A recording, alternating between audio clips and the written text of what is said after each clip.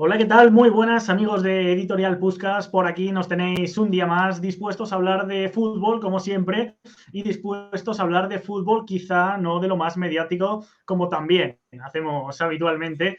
Y tenemos que hablar, sí señores, de Ecuador, de un país que está creciendo a lo largo de este siglo, es indudable. Y yo creo que ahora mismo llega en un muy buen momento, ya sabéis, clasificados al próximo Mundial y para ello, pues bueno, tenemos a una persona que ve, yo creo incluso más fútbol que yo, que esto ya me parece difícil.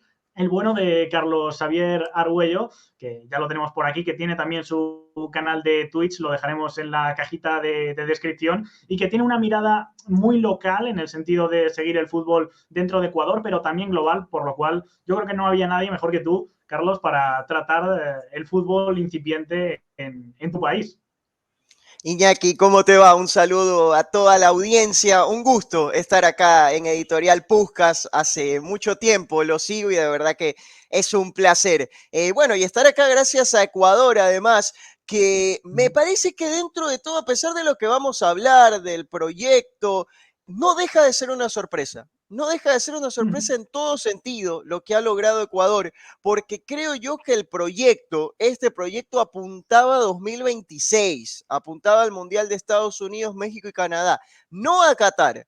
Y de verdad que es una sorpresa muy grande por la autoridad que ha mostrado Ecuador, por la solvencia y te diría por momentos la holgura en comparación a selecciones como Colombia, como Uruguay. Es decir, Ecuador fue muy superior en esta eliminatoria, teniendo algunos sobresaltos lógicos, pero de verdad que no deja de ser una sorpresa hasta dónde se ha llegado. Sí, entiendo por dónde vas, porque hay una columna vertebral bastante joven, jugadores que quizá no esperásemos que dieran tal nivel en este punto de su carrera. Y bueno, pues así de primera, si te lanzo una preguntita, ¿cómo defines el fútbol ecuatoriano? ¿Qué le dirías a la gente para tratar de venderles un poquito la carta? Sí, tal cual, es lo que marcas. Es un tema de edad, sobre todo mi ápice de la sorpresa, porque no solo la columna, te diría que el 70% de la selección es juvenil. Y yo no recuerdo de verdad en el mundo, peor en Sudamérica, una selección así, juvenil, que haya entrado a un mundial.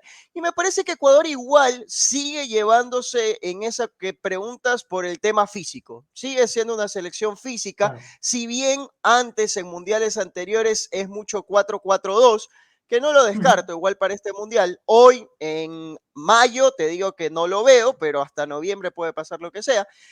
Pero la realidad es que es una selección física que va teniendo algunos destellos de influencia del fútbol de Independiente del Valle, que creo que lo que Claro. más vamos a nombrar en estos 20 minutos de programa va a ser Independiente del Valle, porque es un equipo que ha creado de la nada, de verdad que de la nada, uno de los proyectos, si no el mejor de Sudamérica, uno de los 3 mejores proyectos de Sudamérica, en base a un fútbol que ha ido evolucionando y hoy es un equipo con mucha influencia europea, primero con Ismael Rescalvo, técnico de Valencia, después con Miguel Ángel Ramírez, que ha estado en la Wow. academia, en la Spar Academy de Qatar, ahora con Renato Paiva, que estuvo en las inferiores del Benfica mucho tiempo. Bueno, hoy ya es un club que te digo, juega como un equipo europeo, con muchos matices tácticos, siempre con la pelota al piso. Entonces, la selección ecuatoriana no ha abandonado su gen físico de velocidad por los costados, de mucha pierna fuerte en el medio, pero poco a poco, por las características de los jugadores, vas viendo mucha más tenencia, mucha más rotación de posiciones. Entonces, por eso yo digo, el proceso iba a 2026. Ahora en el Claro. camino se van acoplando las cosas. Un poquito más de riqueza táctica, seguramente, porque esa materia prima ya la venía teniendo Ecuador, lo hemos visto en hasta 3 mundiales a lo largo de los últimos años, en lo que va de siglo. Hablando de Independiente del Valle, teníamos que tocar este tema, efectivamente, Carlos, campeón de la Copa Sudamericana de 2019 e incluso finalista de la Copa Libertadores en 2016. Yo creo que son dos de los grandes puntos que explican el techo que ha podido tener este proyecto. Tenemos por ahí jugadores que ahora ya conocemos en la selección, como Michael Estrada, como Moisés Caicedo, que lo está haciendo francamente bien ahora de la mano del Brighton and Hove Albion en Premier League. Alan Franco también ha salido de su cantera. Piero Hincapié, central del Bayer Leverkusen, que es otro que apunta bastante alto. En general, yo diría que esta es la gran columna vertebral, lo ha sido en cuanto a formación de jugadores hasta ahora. ¿Tú crees que a partir de aquí, Carlos, vamos a seguir viendo jugadores que acaben dando el paso definitivo a Europa saliendo de esta cantera por el trabajo? ¿O es algo que, por lo que sea, ha funcionado hasta aquí, pero te dejé algunas dudas el proyecto, aunque ya más o menos intuyo que te lo crees bastante a medio plazo? No, esto va para largo. Mira que para ir explicándolo cronológicamente, hay similitudes con lo que te digo de la selección de algo inesperado, porque esa final de la Libertadores con Atlético Nacional de ninguna forma era el objetivo de Independiente del Valle. Es más, en ese momento todavía no era el Independiente del Valle con cultura europea. A ver, para explicarle a la gente, Independiente del Valle es un equipo que prácticamente no existía en el fútbol ecuatoriano, lo agarra un empresario, uno de los más importantes del país, y es uno de los pocos que confía en la materia prima de la selección del fútbol ecuatoriano y va a captar jóvenes a todo el país prácticamente. Hace mucho énfasis en academias de todo el país y los va formando, pero no como se hace en Ecuador regularmente, que es a los 16, 17, 18 años capto jóvenes y los empiezo a formar. Eso no es Mucho más formación, pronto. sino que, Enseñar correcto, los ya es de micro 10, detalles, ¿no? Que son los que 11, luego marcan la diferencia. correcto, 10, 11, 12 años, estar ahí en el club, darles educación, alimentación, como vienen de otras partes del país, como pasa en Argentina, como pasa en Brasil. Bueno, eso en el fútbol ecuatoriano no pasaba. También captan jóvenes ya un poco más hechos, los mejores de las otras canteras, tienen de todo un poco. Bueno, este proceso donde empezaste con niños prácticamente, no apuntaba a 2019, insisto, a pesar que ya habían algunos jugadores interesantes, ya habían ascendido a primera división, pero ahí todavía tenían un fútbol muy defensivo, con Pablo Repeto, que es el técnico de Nacional de Uruguay, un estilo muy defensivo, que no sé si alguien recuerde partidos contra River en el Monumental, contra Boca en la Bombonera, era parquear el bus y resistir milagrosamente. Bueno, así Independiente del Valle llega a esa final. Pero ahí es donde se aplaude, porque llegas a la final de la Libertadores y decides cambiar el estilo. Es una cosa, de verdad que te das cuenta de la inteligencia de estos empresarios que se iban metiendo en el fútbol y llega a esa final del Sudamericana con Miguel Ángel Ramírez. Ahí sí, con mucha base de la selección actual, como tú lo mencionabas, Alan Franco, había pasado ya Jackson Méndez, habían pasado, ya se habían ido Gonzalo Plata, que ahora está en el Valladolid, Steven También, Plaza, claro. que también pasó por el Valladolid en algún momento, Ángelo Preciado ahora en el Genk de Bélgica. ¿Quién se me queda? Además de Hincapié, Luis Fernando León, que ha pasado por México. Bueno, de verdad que si tú agarras la selección ecuatoriana hoy, por lo menos más de la mitad, debe ser 60%, pasaron por esas inferiores Independiente del Valle. Aunque no hayan jugado quizás en el primer equipo, estuvieron en las inferiores en algún momento. Joao Rojas, Sornosa también me falta.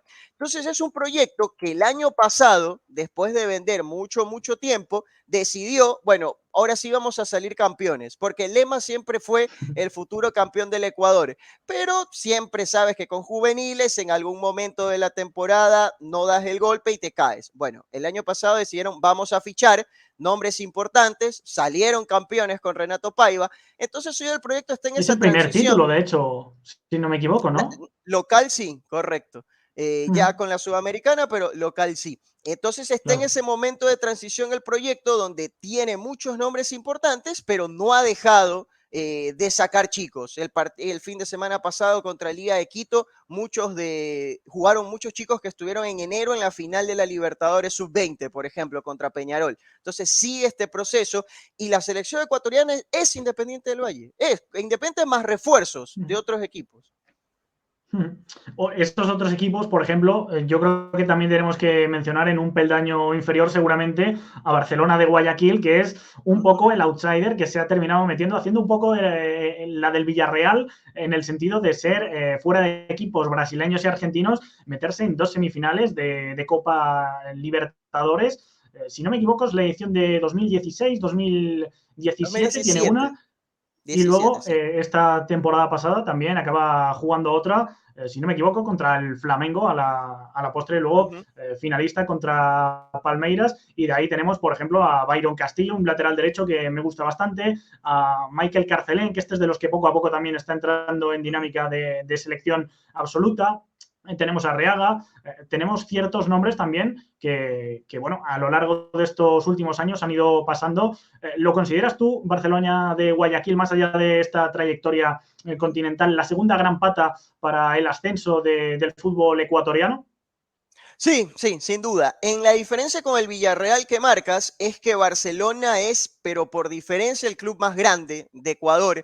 De verdad Uh que -huh. es más del 50+1, te diría, de la población. Entonces, es un equipo que venía dormido Podría en ser un este poco más el siglo. Ajax de turno, ¿no? El Ajax que Sí, era un sí, poco el correcto. hegemónico de un país que Ujú. no era tan el país puntero. Correcto, correcto. Venía apagado en este siglo porque había llegado a la final de la Libertadores en el 98. Después se venía pagando muchos problemas, incluso tema de descenso, muchas deudas, pero con Guillermo Almada, hoy entrenador del Pachuca, que está liderando el fútbol Uh -huh. mexicano. Bueno, Guillermo Almada armó, no sé si decir una revolución o en realidad ordenó las piezas, si quieres, y armó uno de los mejores equipos que se han visto, que es ese Barcelona 2017, que tiene influencia en la selección actual, como tú lo marcas. Arriaga, Félix Torres, que hoy es el Uh central -huh. titular, que juega en el Santos Laguna, Byron Castillo, que seguramente saldrá en el próximo mercado de invierno en Europa, no sé si a Europa o a México, pero a algún lado se irá Byron Castillo. Uh -huh. Tiene sobre todo esos jugadores ya con mucho más roce, no son tanto esos juveniles tan jóvenes, sino jugadores que ya tienen ese roce porque han aprovechado la exportación. Otros se quedaron en el camino, pero sin duda Barcelona tiene esa influencia, aún de jugadores, ojo, no tan cercano a los 30 años. Ahí voy a hacer una diferenciación de edad. Los que están Uh de -huh. 23 para abajo, 24 para abajo años, son casi todos Independiente del Valle. Los que están entre 25, 26, 27 tienen de Barcelona. Ahí hay un hueco. Los que deberían tener 27, 28, 29, que son los que deberían estar en esta selección, porque por Oh. generación a los de 28 son los que llegan en su mejor momento. Bueno, hay un hueco en Ecuador donde todos esos chicos de verdad que no están en un buen momento. Por eso es que Alfaro también dice, a ver, Alfaro es el técnico de Ecuador, Gustavo Alfaro, voy a los chicos de 28 que no están bien o a los de 20. Bueno, fue a los de 20 y le salió bien. Y después hay un espacio para los mayores, para los de 31, 32, 33 años, que ahí meto la tercera pata de toda esta película, que es el Emelec Poli, porque había estado San Paoli en sus primeros pasos importantes en el fútbol sudamericano. Llega Gustavo Quinteros, hoy entrenador de Colo Colo, arma un equipazo y ahí sale Ener Valencia, que fue Uh goleador de -huh. Ecuador en el Mundial de Brasil, hoy en el Fenerbahce, Ángel Sí. Mena, que ha sido figura del fútbol mexicano, hoy en el Muy León. bueno. Por ahí, bueno, si quieres lo metemos a Gaibor, aunque no está teniendo mucha participación últimamente, pero los jugadores de más experiencia salen sobre todo de Melec. Entonces, son esas tres patas. Algunos otros clubes aportan, Macaralia, Quito han tenido su aporte, pero Uh -huh. la base son esos tres, Independiente, Barcelona y Emelec. Tocabas ahora el tema de Gustavo Alfaro. Vamos a ir entrando un poquito ahora a nivel selección, después de haber repasado los clubes formadores de este tipo de talentos. Hay un cambio que a mí me pareció, sin ser tampoco alguien que siga tan al día el fútbol ecuatoriano, para eso invitamos a gente como Carlos, Uh-huh. pasar de Jordi Cruyff al estilo de Gustavo Alfaro, ya lo decías tú, 4-4-2, más bloque medio, Uh-huh. una selección física, de transiciones, de correr bastante. Yo creo que también ha habido un cambio de orientación, un cambio de rumbo importante. No sé cómo lo veíais en aquel momento, si lo de Cruyff pensabais que no iba a funcionar mucho, si dejó buen sabor de boca, pero no se adaptaba a las características de los jugadores. Un cambio sustancial, ¿no? Pero hemos visto que oye, ha dado resultado porque lo ha metido con cierta solvencia, con cierta holgura, sobrándole un par de jornadas al final, en el cuarto mundial de la historia del país. Sí, Sí, me parece que hay que decir además que en la dirigencia, en la presidencia de la federación, hubo muchos altercados últimamente, desde el FIFA Gate, que terminó con Luis Chiriboga, que es presidente histórico, terminó preso. A partir de ese momento entró Mm, su vicepresidente, que salió, se creó la liga profesional con mucha influencia de Tebas en el camino. Hubo cambio de presidencia en la federación, durante la pandemia hubo un golpe de Estado, intento de golpe de Estado, bueno, muchos problemas internos. ¿Por qué digo esto? Para explicar el tema de los entrenadores, porque tras la salida de Gustavo Quinteros, agarra un interinato Jorge Célico, que no lo hemos nombrado y para mí es importante, ya te digo por qué. Agarra Jorge Célico, que era un técnico de la Universidad Católica, un equipo que juega bien, pero muy chico en el fútbol ecuatoriano. Llega ujú. Bolillo Gómez que clasificó a Ecuador a su primer mundial en 2002, pero ya Bolillo Gómez en 2020, 2019, ya a esa altura, entre 2002 y 2019, el fútbol es otra cosa prácticamente. Entonces, ahí me parece Claro. que fue esa Copa América en Brasil donde termina de sepultar a esa generación de los que te digo de 28 años. Se va Bolillo Gómez y esta nueva dirigencia no solo trae a Jordi Cruyff, trae a Cordón, trae a Antonio Cordón, que está haciendo un trabajo fenomenal en el Betis ahora. El problema Ujú. ahí es que entre muchas dudas de la prensa por no entender las formas de trabajo de Cruyff, de Cordón, que hacía mucho Cruyff las formas, el trabajo de forma telemática. No es que subía fotos en los estadios y Cruyff fue a este estadio a ver estos jugadores, sino que era mucho telemático y de verdad que creo que hubo problemas comunicacional de todo lo que se trabajaba de Cruyff y de Cordón. No supieron contar bien todo lo que estaban haciendo a la interna, cosa que Alfaro es todo lo contrario. Alfaro se sabe mostrar muy bien, sabe hablar en los momentos precisos, entonces ahí hay un tema de comunicación. Viene la pandemia y con todo lo que fue el inicio de la pandemia, Cruyff estaba desesperado por tener a su familia en España. Se Ujú. fue a España, tenía que volver, la prensa decía cómo puede ser, no está acá, se le está pagando por no hacer nada, bueno, decide no volver, estaba en el avión y decide no volver. Y a Mm, partir de ahí, olvídate, Jordi Cruyff es casi persona no grata. Para mí no, pero claro. te digo para la mayoría. Yo entiendo todo lo que estaban Sí. haciendo, la mayoría de las personas no, y el síntoma es de nos dejó tirados y se fue cobrando sin hacer nada, porque técnicamente Cruyff no dirigió ni un partido, No llega a porque debutar, exacto. estuvo la pandemia, entonces no llega a Claro. debutar y Cordón también se va, entonces todo queda como, y el proyecto, lo que nos habían vendido, del el objetivo, el cambio de estilo, bueno, llega Alfaro a 2 semanas, creo, del partido contra Argentina en la Bombonera, fecha 1 de las eliminatorias. Un Gustavo Alfaro, que en Argentina para mí ha sido un técnico muy exitoso en equipos medianos, campeón con Arsenal de Sarandí, venía a hacer una muy buena temporada en Huracán, en Tigre le fue muy bien, todos equipos medianos chicos y con ese estilo, Ujú. fútbol directo, combativo. Va a Pragmático. Boca, va a Boca después que Boca pierde la final de la Libertadores contra River, quizás uno de los peores momentos de la historia de Boca, y estaba tratando de ordenar las piezas. El problema es que en algún momento el hincha de Boca no le gusta defenderse contra River en el Monumental, quiere otra cosa. Bueno, Alfaro no Ujú. sale bien de Boca y había dudas de qué iba a ser en el fútbol ecuatoriano por esto que marcas, por el cambio de estilo. Bueno, me parece que Alfaro, no sé de dónde, pero mostró un momento de madurez en su carrera, de verdad que sorpresivo, de adaptación, de ese pragmatismo que muchas veces apuntaba a lo defensivo. Bueno, adaptarse para que sea un equipo que, por ejemplo, por momentos intentó jugar con línea de tres, no le salió, pero intentó línea de tres con doble enganche, lo intentó. Ujú. Un equipo que al inicio de la eliminatoria le hacían muchos goles tontos. Bueno, inserta Hincapié, que en ese momento era un chico que jugaba en Talleres, con 19 años, con proyección, bueno, la rompe. Inserta Moisés Caicedo,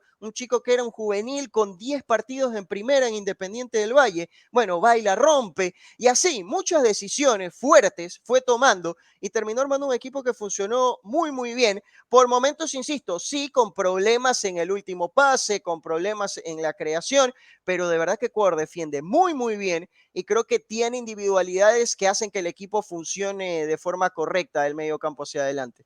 Y después te quería hablar Ujú. cortito de Jorge Célico, que me olvidaba en la pregunta anterior. Jorge Célico fue entrenador de Ecuador sub-20, en el año Claro. 2019, me parece, que Ecuador gane el Sudamericano Sub-20, algo histórico para el fútbol ecuatoriano. Ujú. Después va al Mundial Sub-20 y queda tercero, algo Sí, impresionante que semifinalista. ya un poco te nombraba lo que se venía de acá en adelante.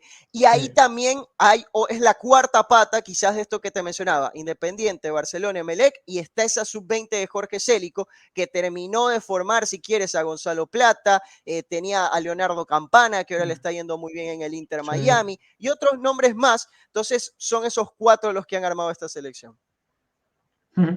Entrando un poco en lo individual, si te digo tres nombres que a día de hoy sean los más destacados de esta Ecuador, tenemos a Moisés Caicedo, tenemos a Piero Hincapié, Uh -huh. tenemos a Ángel Mena, que es el más veterano seguramente, junto con Ener Valencia, pero los dos a su manera, Mena recibiendo al pie, un poquito más de control de pelota, de poner pausa, de poner creatividad en esa frontal, tres cuartos de campo.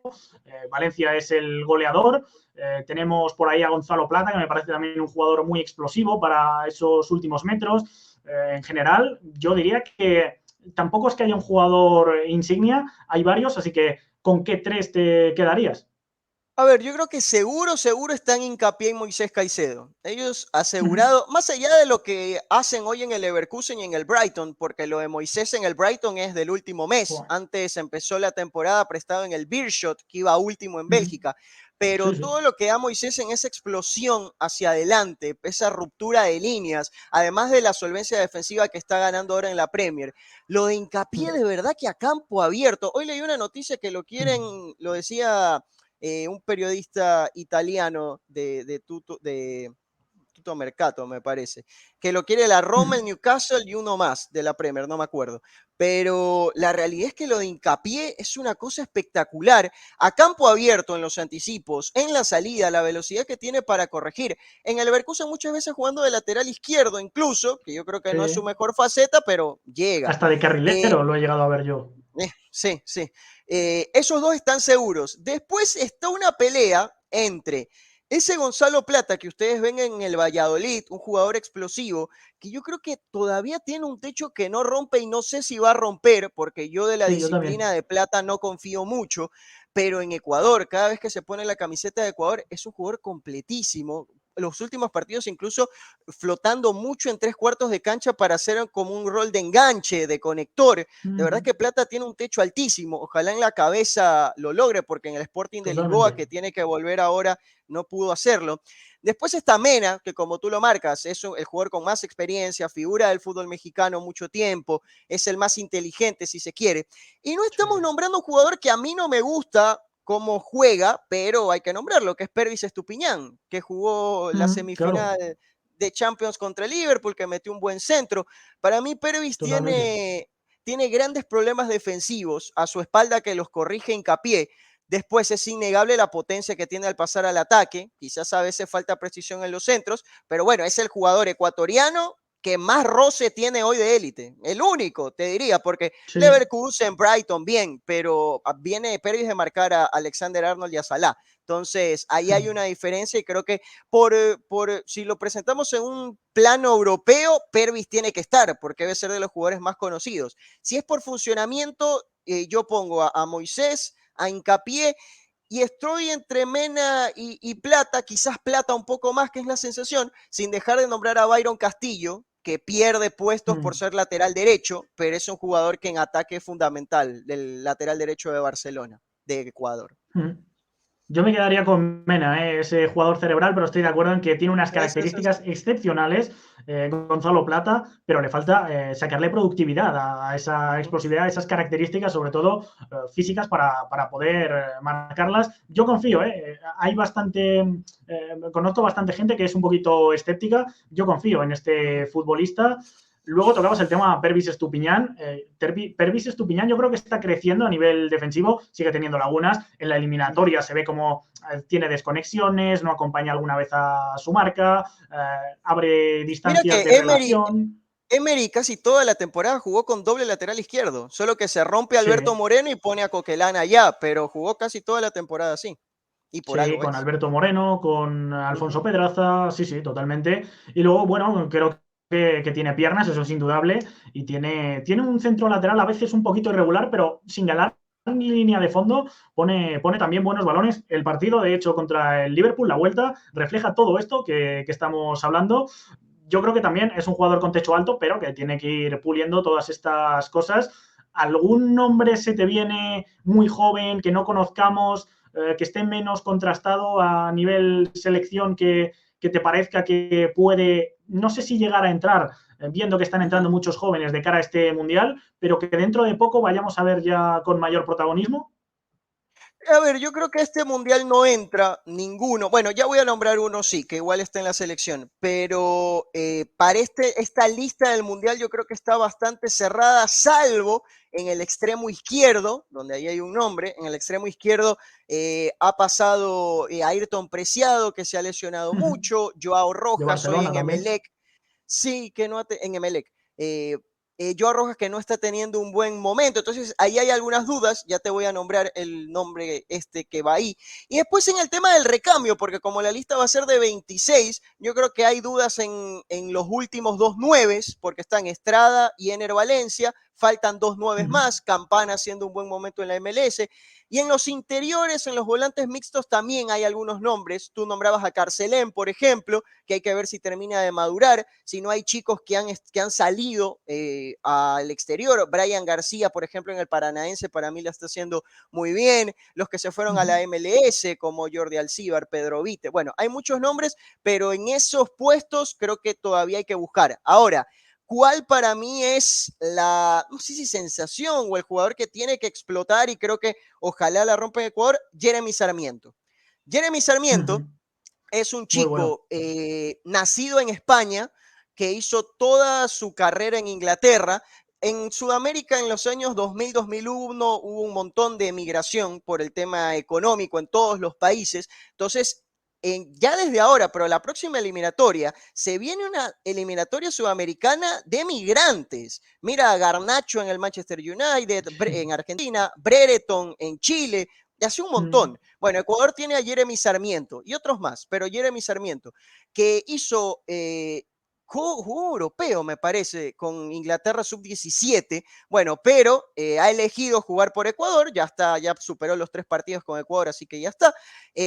Juega en el Brighton hoy. Es más, debutó en el Brighton antes que Moisés Caicedo. Él es un extremo izquierdo, pero con mucha gambeta, con mucha interiorización. Es decir, es un enganche revestido en extremo izquierdo por momentos.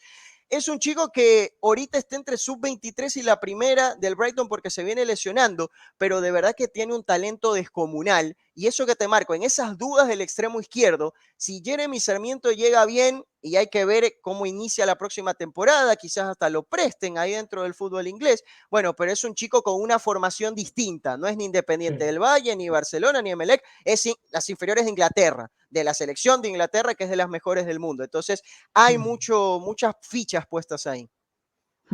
A este lo he visto yo, lo he descubierto en la última ventana internacional, donde no sé si llega a debutar ahí y juega esos 2, 3 partidos, pero sí, Creo me que en dejó la un muy anterior ya buen, había. Sí. me dejó buen sabor de boca. Es uno de los descubrimientos más recientes. Mencionar por ahí también, tiene a Carlos Gruezo, que lo conocemos de la Bundesliga, de la mano del Augsburg. Y está Jackson Méndez, que a mí ha perdido protagonismo, pero me parece también un jugador de contención que me gusta y me Es un parece incluso jugadorazo. bastante imprescindible. La Copa América a mí me gustó mucho, el jugador un poco más posicional, de robar más balones, tiene buen desplazamiento. Es que en general es una selección muy equilibrada en cada línea, jugadores complementarios y no tiene solo 11, sino que fíjate toda la lista que estamos mencionando. Por cerrar capítulo selección, Carlos, tiene el techo en octavos en el Mundial de 2006. Allí coincide con Polonia, con Costa Rica, acaba eliminando a estas dos en fase de grupos y luego Alemania es la que queda primera en ese mismo grupo. De hecho, le gana 0-3 el partido directo contra Ecuador. Y allí teníamos a Antonio Valencia. Por una parte, te pregunto, ¿es considerado Antonio Valencia el gran jugador histórico de Ecuador y aquella generación del 2006 la puntera? Y por otra parte, Senegal, Qatar, Países Bajos, parece ahora mismo, viendo esta generación que mencionamos y el grupo, que incluso se puede superar este techo. No sé qué sensación hay por allí. Sí, a ver, primero el 2006 sin duda es lo mejor. Edison Méndez en el PSV, un Carlos Tenorio que estaba en Qatar pero llegó en gran momento, lo de Antonio Valencia que tú lo marcas. A ver, Antonio yo creo que es un tema generacional. Para mí es el mejor futbolista ecuatoriano de todos los tiempos, pero los más viejos, los ecuatorianos más viejos, y nos vamos bien atrás, años 60, estaba Alberto Spencer. Alberto Spencer era goleador de Peñarol, Peñarol campeón del mundo varios tiempos, analistas decían que era el mejor 9 del mundo en ese momento. Recordar que el fútbol sudamericano y el europeo en esas épocas estaba muy emparejado. Entonces, Claro, Alberto sí, sí. Spencer es para muchos el mejor, para otros Antonio Valencia, pero bueno, están ahí. Yo creo que ser capitán del Manchester United y estar 10 años en el club, de verdad que no es insuperable, pero bueno, no hay problema. Antonio Valencia es hoy por lo menos la figura más preponderante del fútbol ecuatoriano, es más, cada vez está más cercana a la federación, trabajando allá a la interna.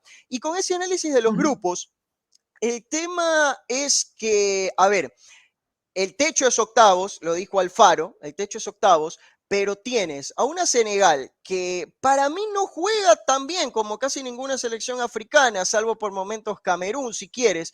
Después, la jerarquía que tiene, insisto, solo la tiene quizás Pervis Estupiñán en Ecuador. No tiene pero ni cerca ese No. roce en la élite. Encima parece que Senegal va a sumar a Camara, al 5 del Marsella, que tiene influencia senegalesa, puede jugar por Francia, pero parece que se lo van a llevar y me parece que ahí sumarían mucho en elevar esa línea de presión, porque en los 5 que tiene Gueye un poco hace esa labor, pero el resto no acompaña. Creo que ahí sería Nampalys Gueye, entiende un Camara. poquito, pero no termina de dar ese salto Sí, no, también. correcto, en un doble 5, Camara, Gueye, olvídate. Más Koulibaly, Mane, etcétera. Entonces, Senegal, yo creo que Ecuador puede hacer partido, el tema es en ese roce de jerarquía. Después, Qatar a mí me encanta, la Qatar de Félix Sí, Sánchez, de verdad, me parece un equipazo, con jugadores formados por Xavi, pero es un equipazo. Después, tienes dos visiones, él le va a alcanzar con jugadores sin roce en la élite, a pesar que hayan jugado amistosos en las eliminatorias europeas y en la Copa de Centroamérica, igual me parece que falta. Y después la localía, entonces estás ahí, una cosa te resta, otra te sube, es difícil, Ecuador juega primer partido contra Qatar, es partido decisivo, y sí, Países Bajos, con Bangal que ya parece recuperado de la enfermedad a priori, por lo menos por lo que va comunicando. Yo en algún rato dije, esto lo dirige Koeman, y no lo descarto todavía, que dirija sí, Koeman el puede ser. Mundial. Hoy es Bangal. Pero la realidad es que Países Bajos viene jugando muy bien. Creo que el propio Koeman ya solucionó los problemas que había dejado Blind y compañía.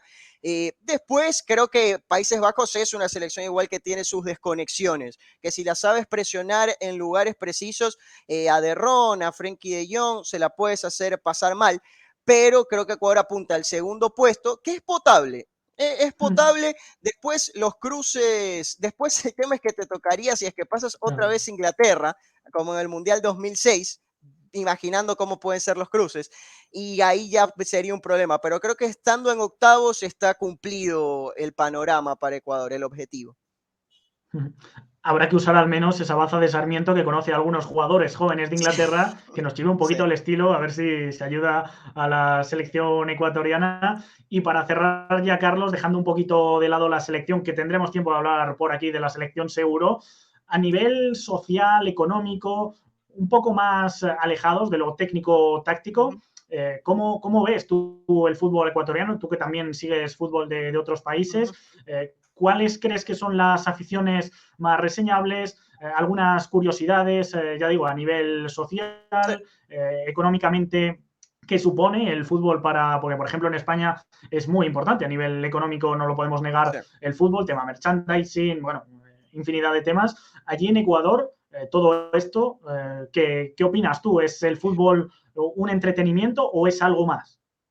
A ver, Ecuador como país en general me parece que viene de muchas décadas de ser un país que no tiene logros deportivos, que no tiene muchos logros en sí, culturales. Mira que Ecuador prácticamente no tiene cantantes, prácticamente no tiene industria del cine, no tiene industria artística, y en lo futbolístico eso no se aleja. Ecuador era por lo que me cuentan mis padres y la gente con la que comparto, Ecuador era una selección que cada vez que salía de Ecuador era pensar cuántos goles te iban a hacer, si eran 3, 4, 5, ¿no? y eso hizo que muchas de las generaciones pasadas sean hincha de Brasil, sean hincha de Argentina. Le pasa a Ecuador como país eso, importar mucha cultura más que crear propia cultura.